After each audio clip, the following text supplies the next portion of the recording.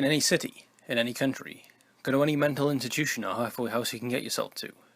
When you reach the front desk, ask to visit someone who calls herself the Holder of Song. You will then be guided to a long staircase that spirals higher than the building stands. At the stairs' summit is a door. As you open the door, a sudden wave of heat will pour out from the hallway beyond it and wash over you. Proceed down the hallway. As you walk, the air around you will grow increasingly frigid. When you feel as if you are encased in ice, you must stand perfectly still, remain silent and listen. If, after a few seconds pass, you hear a baby crying, turn and run. No harm will befall you, but the infant's cry will follow you wherever you go. If you hear it for the rest of your life, count yourself lucky. If and when it stops, your firstborn child will die.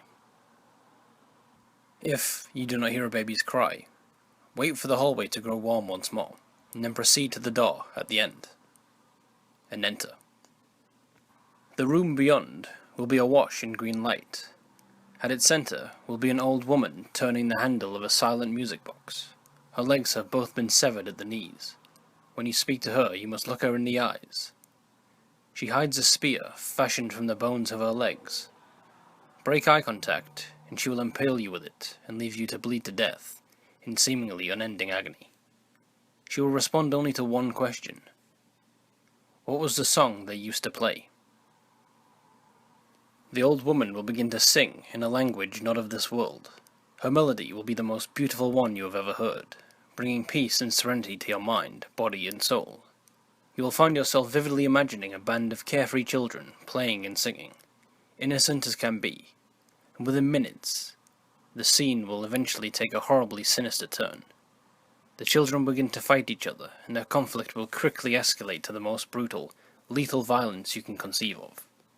They will impale each other on wooden poles, disembowel each other with sharp rocks, and even rip flesh from the bone with their bare hands. You will witness these children, now merely tattered doppelgangers themselves, spreading death and destruction more horrific than you could ever imagine on your own. You will see a naked boy, drenched in blood, singing with delight as he runs through a hellish wasteland, pursued by unspeakable monsters. They will overtake him and utterly destroy him, the song still issuing forth from his shredded lips all the while. Yet, inexplicably, you will remain calm and peaceful even as you watch this unspeakable brutality. When these horrific visions end, an intense pain will stab at your chest. Your heart will feel like it is about to explode. Do not let the agony break your focus, and do not break eye contact with the old woman, lest you invite a fate so horrible that an exploding heart seems lovely by comparison. If you remain steadfast in your gaze, the pain will eventually cease.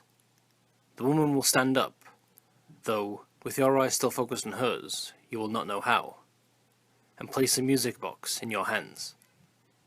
The music box is Object 6 of 538.